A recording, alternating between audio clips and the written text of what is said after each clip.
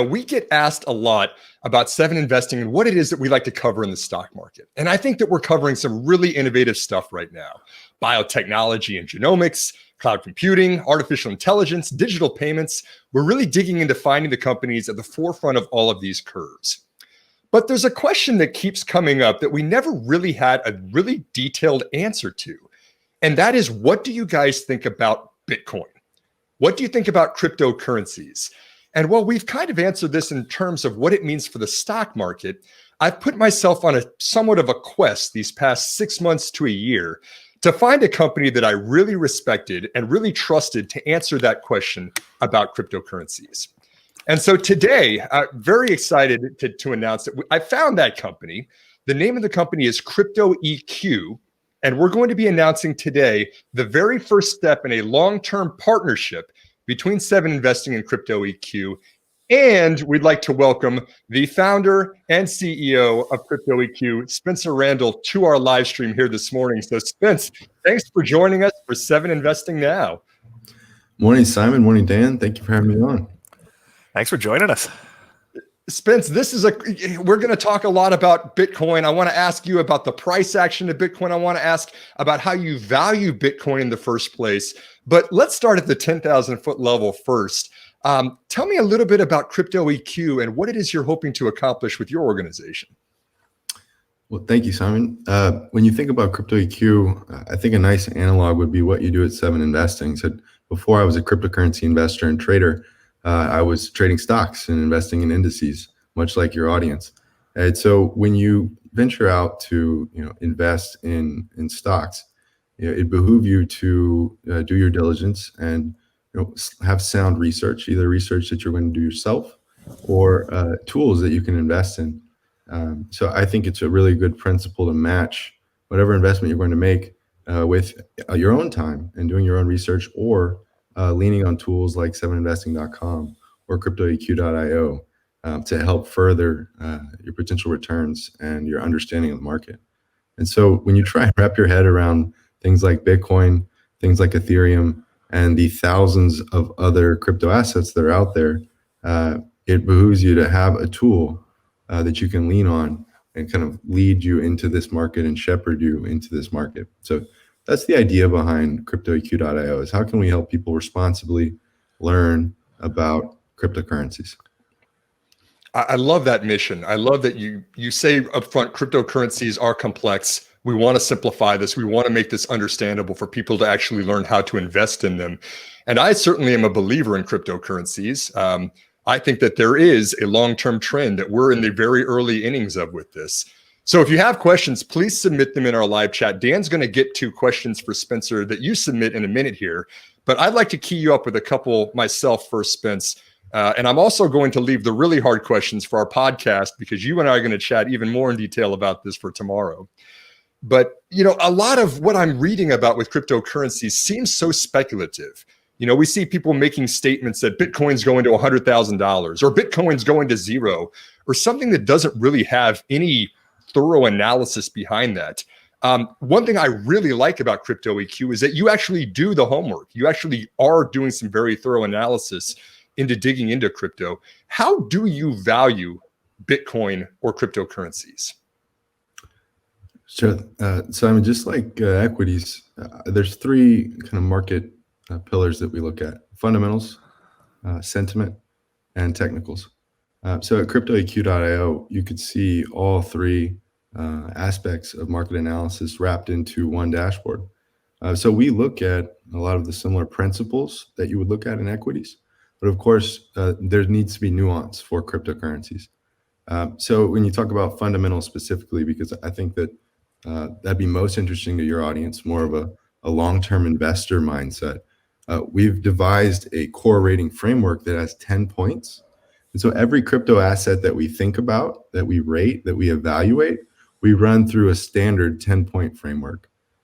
So that could be anything from the team, who's comprised of the team, who's working on this project, what's the quality of that team, to the governance model, which is something that's unique to cryptocurrencies, the tokenomics of the project, what's the rate of issuance, for example. We even get into regulatory concerns around the project. So when you look at things like Ripple and XRP, they're big headlines with their lawsuit. The SEC's filed a lawsuit against them, for example. These are things that we, foreshadowed, things that we were concerned about. So you could see that when we're evaluating the long-term quality of the asset with things like XRP, we're more concerned. But things like Bitcoin, we've held at a gold rating since inception of the website. It's a tangible example of how we wrap our head around each cryptocurrency is our core rating framework. It's fantastic. I love this framework. We've gotten so used to discounted cash flows or multiples and all these other quantitative ways to value equities. I'm loving that you're putting something together for cryptocurrencies. My next question, Spence, I have to ask this one because it's a question I get asked on a weekly basis. It makes you incredibly popular at cocktail parties if you know the answer to this one. But Bitcoin itself is going through the roof, right? The price of Bitcoin is up, what is it, over 300% during the last 12 months now. A lot of people are starting to ask, is this a bubble? Is this a long-term trend that's just getting started? What is your take on the price of Bitcoin right now? Yeah, when you and I first came together, we were at the base of what I was calling a larger bull cycle. So that was kind of mid-year last year. So you hit it on the head. We're up almost 300% on a one-year chart. And again, I'd say we're still early in this bull cycle. So when you look at the fundamental models around price action in Bitcoin, so things like the stock to flow model, this is something that has been used for commodities like gold, silver, and platinum for years. When you do that analysis on Bitcoin, it looks like we're right on track. So we had a pullback over the weekend. We've touched 30,000. We're finding some support at 30,000. I would say that at the value of 30,000 per Bitcoin, we're right on track. You could see us run up to 50, even 100,000 by the summer of 2021. So this year, but we are right on track as far as the stock to flow model is concerned. So I'd say $30,000 Bitcoin is fair market value right now. And we talk a lot about businesses and companies that are just now starting to learn about Bitcoin. We've seen MicroStrategy buying a lot of Bitcoin rather than just sitting on cash on their balance sheet. That has certainly rewarded that company's stock price in the last 6 months. Can you tell me a little bit about what you're seeing with enterprises and the adoption of cryptocurrencies for commercial applications?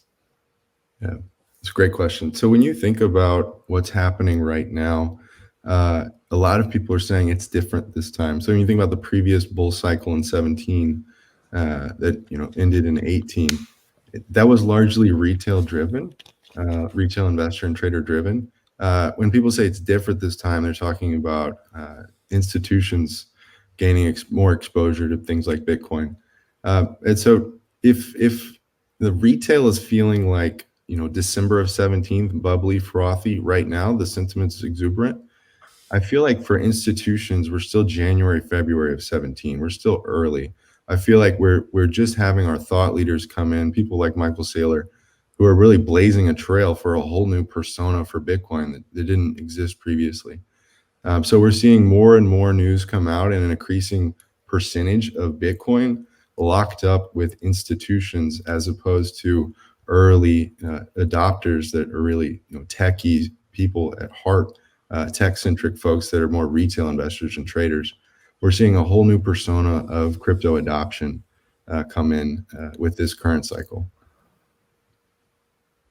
Yep. And then just one more question before I'd like to touch on a little bit of the details about our partnership here. But how this is a stock market investing live stream we have here. We go after some innovative equities out there, but how should an investor think about investing in cryptocurrencies? We know that investing is a personal decision, so we don't want to give advice on what anybody specifically should do. But Spencer, how do you think about investing in cryptocurrencies, knowing that you're also a stock trader as well? Yeah, I come from a background of thinking about stocks and equities and indices. So I would use a lot of the same foundational principles you developed in the stock market. If you're learning about a space, you start with your blue chips. So in crypto, you start with your Bitcoin and your Ethereum. And as you build up positions in these quote unquote blue chip cryptos and start to adventure out and think about some of your smaller caps. I really encourage people to lean on our framework because it is a standard. It is kind of your compass, kind of your North Star. You can come back to our framework at any point in the year and know that the cryptos that we've added to the website have been evaluated by that framework. So it is a way to really quickly get your bearings and quickly assess the long-term quality of any crypto asset that we've taken a look at. Today we cover over 90% of the market by market cap and 35 cryptos. So there's thousands out there, but it's a great place to get started.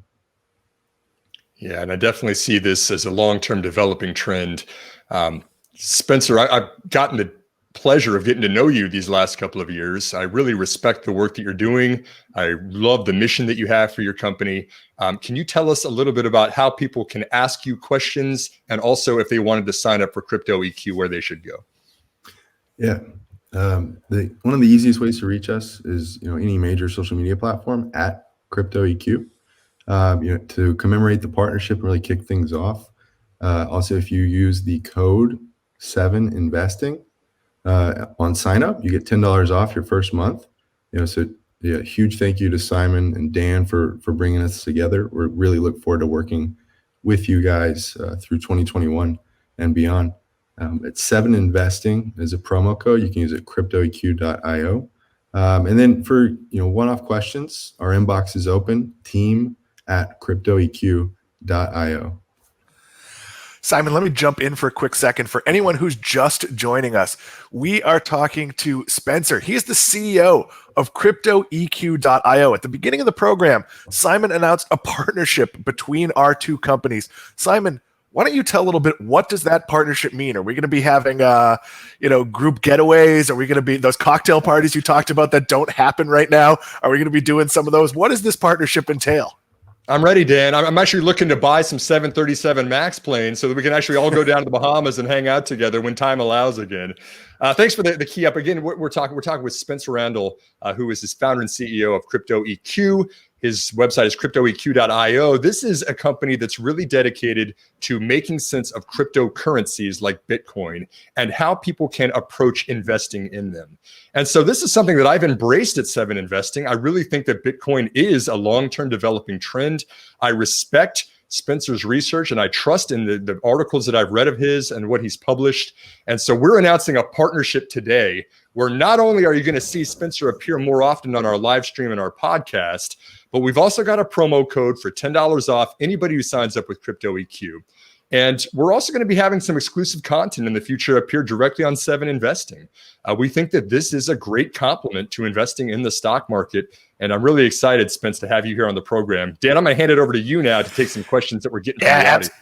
Spence, we're going to do this rapid fire. Spend 30 seconds, 45 seconds. If there's a question that makes no sense, tell me it makes no sense. None of us will be offended. I'm going to go in order so you can see the questions. I'm going to try to take basically all of them.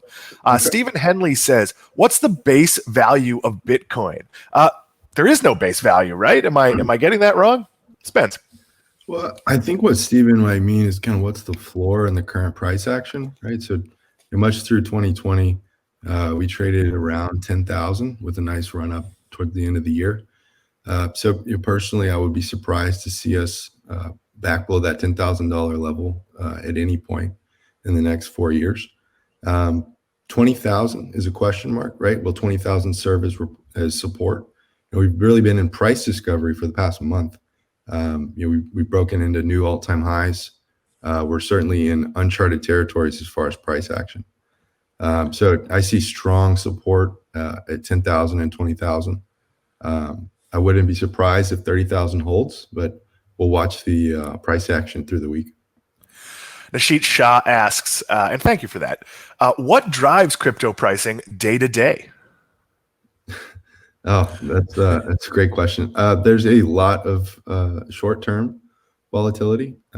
So emotion in markets is certainly amongst retail investors and traders can drive that volatility and froth. I will say that with crypto, you can be in the market at any point, any day of the week. It's a little bit different. So it truly is a 168-hour-a-week market, which can lead to more volatility. So that's one thing to note. It's different than the trading desk that you might be used to. I would also note the size of the market, right? So Bitcoin still is not a $1 trillion asset. We certainly expect that to change in 2021. But the size of the markets that you're thinking about when you're looking at equities, crypto is still very much early, expanding, growing. So you're looking at a smaller market as well. We've got a couple minutes left with Spencer. And then after that, Simon and I are going to talk about sort of the big story of the weekend, and that's big government, social media, big tech. You may have noticed there was some news in that area. We're not going to talk about that news, but we are going to talk about government regulation. Spencer, lots of great questions here. How do you recommend, and this is from Turth P, how do you recommend we manage risk when there are 10% swings in a day? That's a great question. Yeah, so within the crypto asset bucket, if we're just talking about cryptos, a lot of folks concentrate a majority of their holdings in the quote unquote blue chip cryptos, like Bitcoin and Ethereum. Those have the longest price history amongst crypto assets. So when you think about any kind of potential downside, those projects have proven, and that's Bitcoin and Ethereum, have proven to be more resilient and have less downside risk. So for folks that are getting started in crypto, we like to see these blue chip cryptos dominate their positions and weightings within their crypto asset portfolio. So Spencer, do you have a recommendation on how much of someone's portfolio they should allocate to crypto? I know you might be a little biased towards it, but I'm sure there's some risk factor involved. Yeah, I mean, obviously this is not financial advice, but when I started with 5 to 10% of my assets in alternative investments. Alternative investments at the time were bullion and crypto. So I think that if you're getting started and you feel like you've missed out, you certainly have not. It's still early, and responsible 5 to 10% cap on your total investable assets, I think is a nice place to start. I do not recommend people take huge positions all of a sudden without taking the time and spending the money on quality tools to learn first. I would say the same thing about equities as well. Spence, as we're running out of time here, I'm going to paraphrase a question from Pablo Martinez. Basically, is your service for beginners, is it a place to start and I admit, I don't own any crypto. It's an area I've been scared of because I've had people explain it to me. So is this a place to go and sort of get the basics, make my first investment? Well, Dan, I hope that spending more time together, we can change that, and your crypto exposure might increase a little bit through osmosis. To the question, yes, this is a place you can get started. If you're on zero and you're not sure about crypto, we have a Bitcoin Basics ebook. You can find that in our reports section. So anyone that signs up for a basic account, that's free. You just need to give us your email. We'll send you a link to an ebook, Bitcoin Basics ebook. So that's really tailored to folks that are just learning about crypto and trying to understand why Bitcoin is one of the hardest, soundest monies in the world, and it can be a great store of value. So that's our Bitcoin ebook for folks that are ready to get started. Spencer, I'm going to ask you one last question and then let Simon finish up by sort of going over the partnership again. I know we're running up against time here. So let's say I wanted to get into crypto. I've always found it daunting, the idea that you can lose your digital wallet and there's no way to recover it. I've lost like 6 cameras. That feels to me like a bad idea. How does the average, regular, somewhat forgetful person get into Bitcoin or any crypto? What's sort of the safest way to do it? Yeah. So for folks that do not want to take on the responsibility of quote unquote being their own bank, there's a lot of easy to use exchanges. At CryptoEQ, we list 3 exchanges that are great for US customers. That'd be Coinbase.com, Gemini.com, and Kraken.com. So those are 3 top US exchanges. They're all very secure, very easy to use. The founders of CryptoEQ have all used those exchanges and recommend them. So if you're worried about losing your private keys and you're not ready to take on the responsibility of being your own bank, those are 3 options where you could safely store a small amount of funds, similar to using an online banking system. I'm worried about losing my actual keys. So losing my digital keys would be a problem. Simon, there are a ton more questions here. I'm going to ask if Sam Bailey, if you could record some of those and Simon can ask some of them during his podcast, unless that's already been recorded. Simon, I'll give you the last word here. That is perfect. This is something we're really excited about. You know, our mission at 7 Investing is to empower you to invest in your future. I think that there's a ton of innovation going on with Bitcoin and cryptocurrencies. I couldn't be more excited to be working with Spence and his team at CryptoEQ right now to help us make sense of what's going on out there. Spence, I get to ask the last question here. What country does Satoshi Nakamoto live in? He, she, they, it could be anywhere in the world. The brilliant minds that invented the Bitcoin network also are great at staying anonymous. So we truly do not know where they are or who they are. Okay, I'll keep your identity anonymous for the time being, Spence. Don't worry, we won't reveal that until at least a year from now. But hey, thanks very much for being on our 7 Investing Now live stream this morning. Thank you, Spencer. Thank you, Larry Ulst, David Strauss, Mark Hammer. Lots of great questions in the queue. We appreciate it. Wow, Simon, we promised big news. We delivered big news.